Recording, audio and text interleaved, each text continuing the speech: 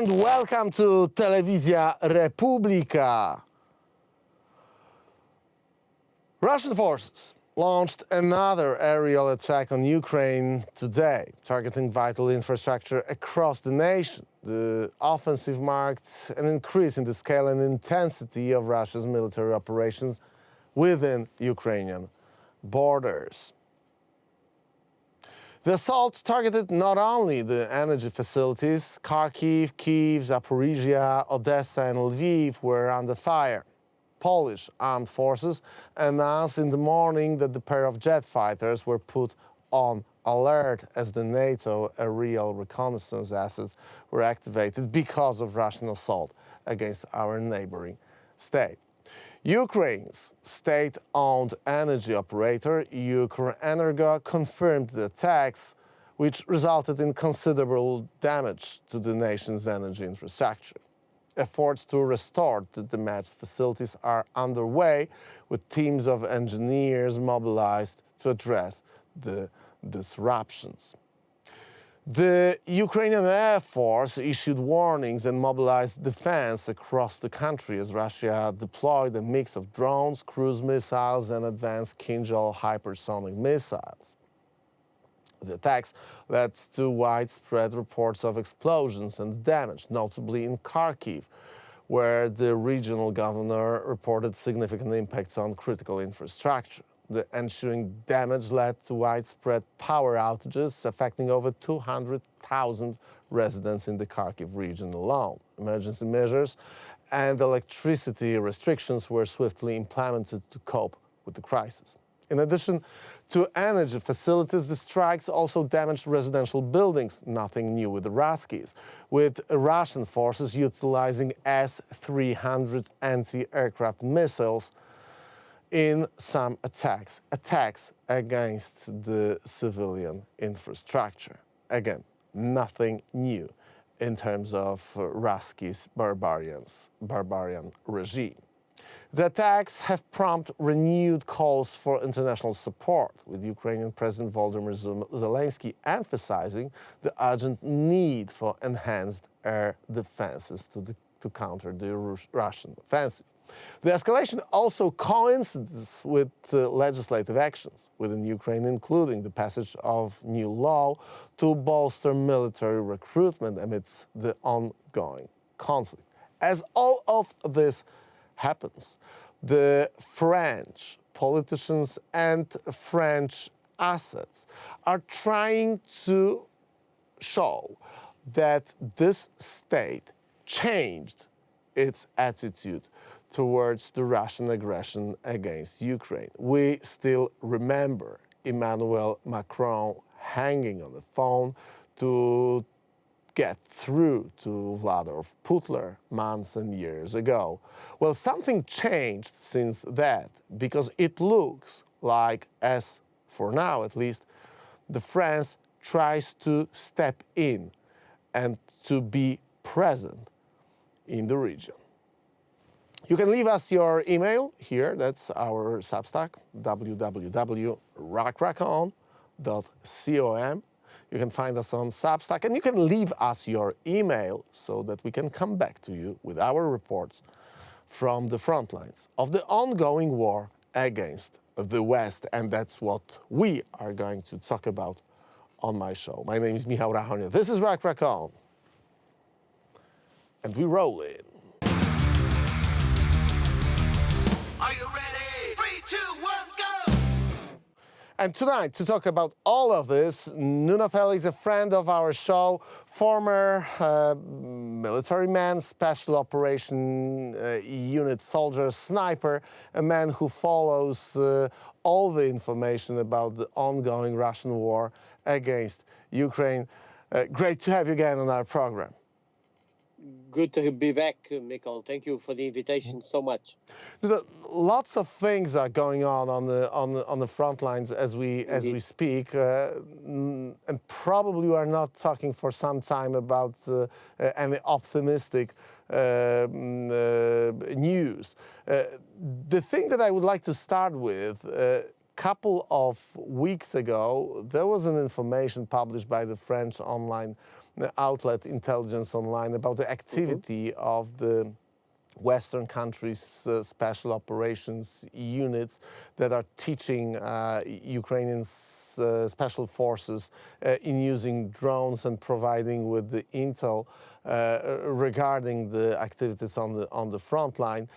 I wonder what is the meaning, why this kind of information surface right now in your opinion? I do not want to get into details. Those who are interested will surely find the specific information about the specific units from a certain states. But I wonder what is your assessment of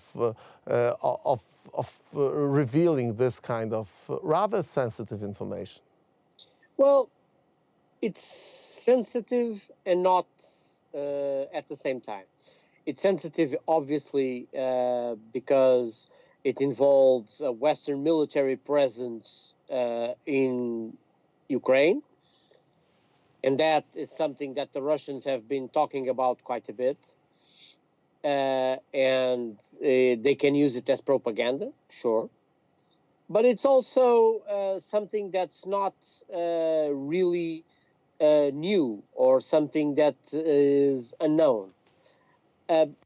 We have seen, even with, if we recall, we've talked about this previously, Mikhail, if we recall the Jack Teixeira leaks, one of the things that then some news outlets picked up on was that there were a number of Western special operations units operating in Ukraine. Well, as I said back then, and as I say now, all of this needs some coordination on the ground, so it's normal. They are there. Some of them have been there since back in 2014, when they started to develop a more in-depth relation with both Ukrainian special operations units and, for instance, the main director for intelligence, the GUR, Ukrainian military intelligence wing. They've developed quite a deep relationship with them, especially some Western intelligence services, some paramilitary outfits of these services. So this isn't exactly new, and it's an ongoing process. I mean, we have been training Ukrainians. We've been providing intelligence to Ukrainians at all levels of their armed forces, including the special operations units. It's also a credit to all the men and women who are there in theater, providing, as I said, training, intelligence fusion, and in some cases, perhaps relaying back more accurate information about what's going on the battlefield. Yeah, because we can look at this thing from two perspectives. One, which is rather obvious, it's a Russian propaganda perspective, which lets Russians claim, well, we told you so, the Western states are present with their so-called agents over there, so we were right. But we can also look at it from a different perspective as some kind of confirmation that indeed this is a kind of containing of a Russian military posture and Russian aggressive posture against allies of the Western states. However, there are no boots on the ground in terms of official presence of the NATO states' military units. At least this is not acknowledged or admitted officially. We know that there are volunteers over there, that there are legions of a certain states and certain nations that have issues with Russia, and it shows that there is a kind of approach in the Western societies, and that there are people in Western societies who do not agree with this appeasement policies that we witness and we see on the political level. This is also a kind of political message. It's a political message, but it's also, I would add another dimension to that, to those that you said. It's obviously, as you say, the Russians will use it for propaganda. That's fairly normal. I think we could say, okay, this is something to be expected. It's the usual. They'll, sorry for the expression, but they'll trip about it, and they'll they'll promise nuclear war, and they'll promise total destruction and all that. And the other dimension is obviously there's a training and deep intelligence coordination with Ukrainians on the ongoing war. The other is the other perspective I would like to add to that is beyond the political dimension of this. It's also significant in terms of enabling Ukrainian operations, right? When you provide Ukrainians with sufficient intelligence fusion, when you provide Ukrainians with access or indirect access to some of your intelligence assets, and you guide them in their targeting processes, and you guide them in their capabilities, their application of force in the battlefield, you are enabling Ukrainian operations.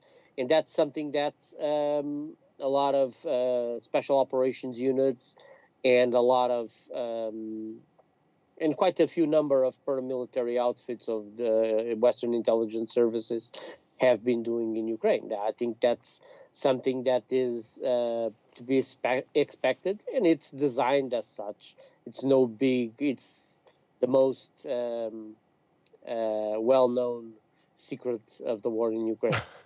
Yeah, that's a great phrase. Oh, best known secret. It's the best known secret of the war in Ukraine.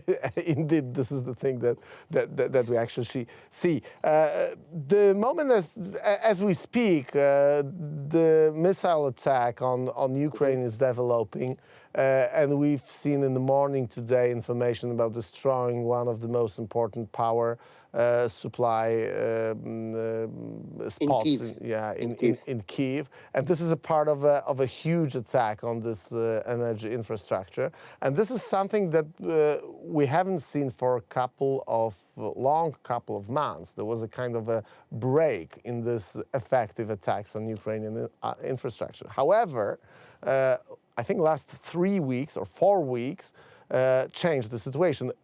Actually, every week we hear about the effective attacks on Ukraine, and it looks, at least for me, man with no military experience, that the rate of the missiles that are shot down by the Ukrainian anti-missile defense is smaller than it used to be a couple of weeks ago. Do I assess it properly? Is that the case, and what is the reason for this, if that's actually what is happening? I think there's several things at play. First of all, obviously, there's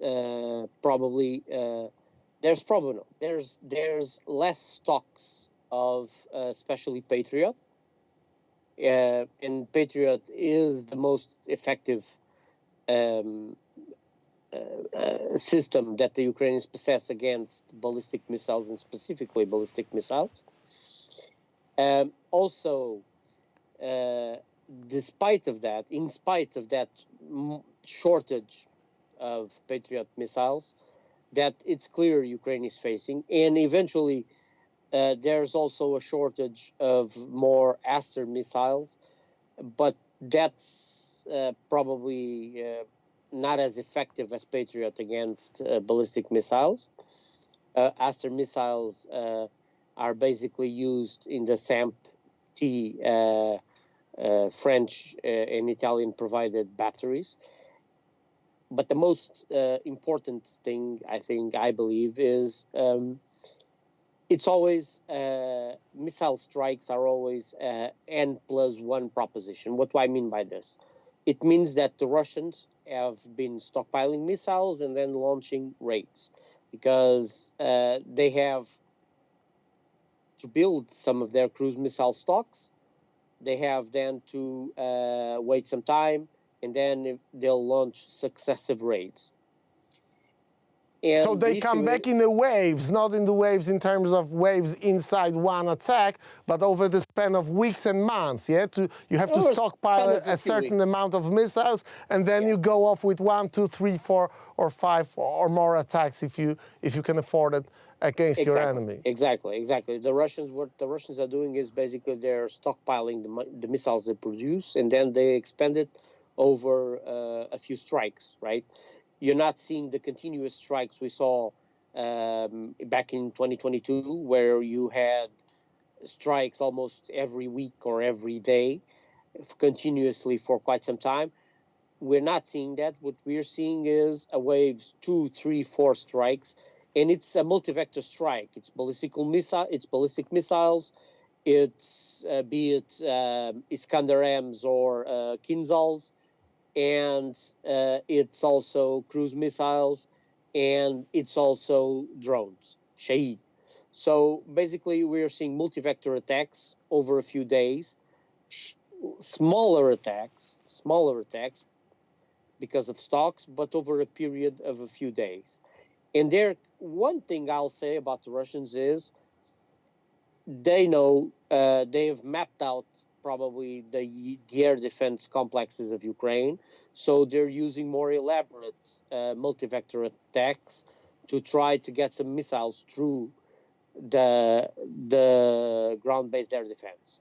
So, and the other, go on, please. And the other point I would like to point out is the United States has pointed out that Chinese are providing intelligence, are sharing intelligence and geospatial intelligence with the Russians.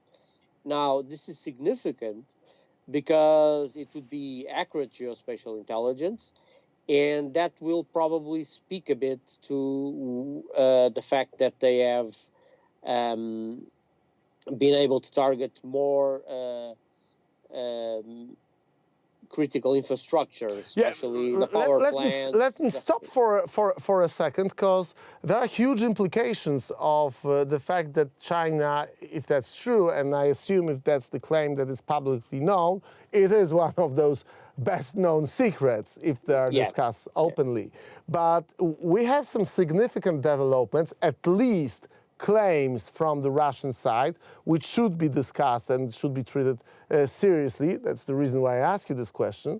The Russians claim that they managed to hit, at least on a couple of occasions, Patriot missile batteries. Well, if that's true, do we have any confirmation that this is actually what happened? And if yes, so, apparently, Mikhail, Ukraine has lost at least a couple of launchers that I can recall. So there is a question: was it a part of the intelligence sharing from I don't know, from China or well, Russia does have. Russia has its own intelligence capabilities. That's obvious. Sure. But this is something very important in terms of even the strategic relations between NATO and Russia, the way we approach to Russia as a threat. Why is it so significant? Why this is so important? And is there any influence of the fact that Patriot missile batteries launchers were attacked, destroyed? Is there an impact on the scale of the Russian and effectiveness of Russian attacks against Ukraine based on the fact that they destroyed Patriots? They destroyed the batteries that were apparently destroyed with batteries that were forward deployed by Ukraine. If you recall, a few months ago, we had a series of incidents where a series of events on the battlefield where a number of Russian aircraft, especially Su-34s and Su-27s, were downed, some of them very deep into Russian-controlled territory. They were downed by air defense. This was a recurring event, and that made the battery, the Russians obviously knew there was a Patriot battery out there somewhere, and that battery became a high priority target for the Russians. Okay. They eventually got their targeting process they've streamlined their targeting process. The Russians have evolved in that. That's something that we need to make everyone aware. Okay, so you connect this downing of, I don't know, 10, 12 Something like that, Su-34s, yeah, something like that, day after day, also with the air surveillance aircrafts that were downed. Yes. They were downed by those batteries, and then those batteries were tracked back by the Russian military intelligence, and they were destroyed. And they were destroyed. Yes. Okay. And we've seen a few times now, quite a few times now. We've seen the Russians have improved their targeting process, where when the timing that goes from locating even a mobile target to using Iskander-M ballistic missiles or even long-range rockets to strike at Ukrainian assets has been really shortened, and they've deployed better intelligence, surveillance, and reconnaissance capabilities using the Orlan 30. So the Russians have improved in that regard, and we've seen that with the destruction of those batteries because the Russians were looking for them for sure. It was a very high priority target for them, and this instead makes it increasingly harder. This better targeting process that the Russians have developed makes it increasingly harder to forward deploy air defense. That's why we're seeing so many Russian fighters along the line of contact. We've seen the Russians employing more airstrikes.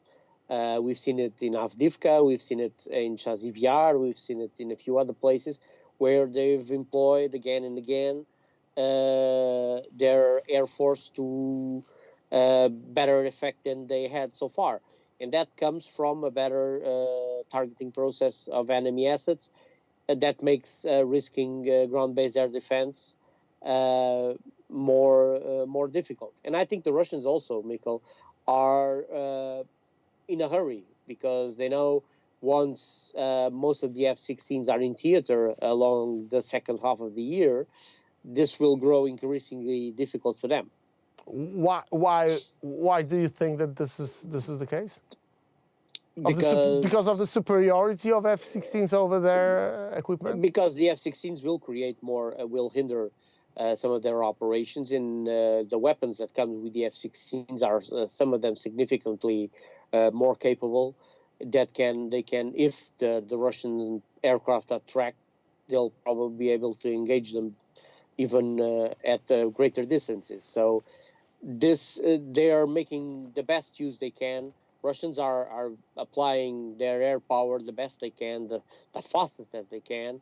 So they make the most of it before Ukraine develops takes another significant step forward with the introduction of the F-16, even if the F-16s being introduced, are not in significant numbers, right? There'll be first a few dozen, and then a few dozens, and then eventually they'll grow to a more robust number. But it will take its time, especially with the U.S. not providing any aircraft. Okay, my final question. I always ask you this question because this is a hot topic all the time. We do have an election process in United States, and it influences the providing or actually not providing real and military support of the scale that we got used to in the first 2 years of this war. What is your overall estimation of an assessment of the current frontline situation between Russia and Ukraine based on this lower and slower rate and pace of providing of the military support from United States? How does it affect Ukrainian defensive capabilities? I think it's like this. The U.S. is critical in the next, I don't want to say a period, but I'd say 6 to 12 months.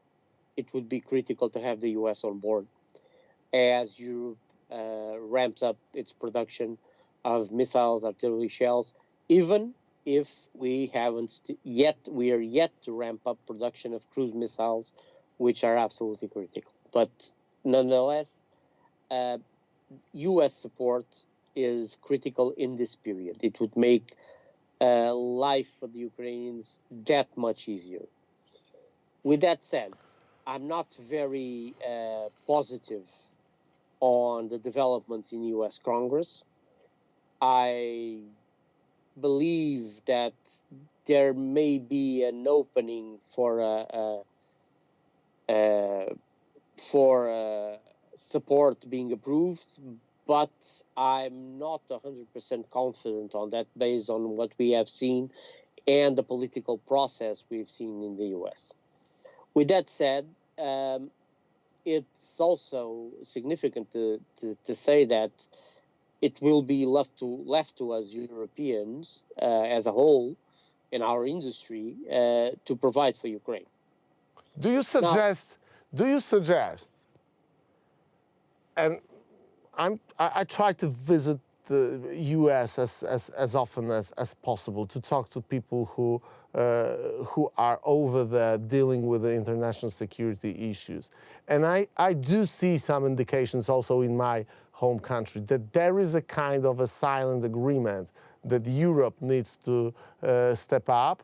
But on the other hand, I do have my own experience of the whole years of the reset policies of the European states that were happy to deal with Russia for many years.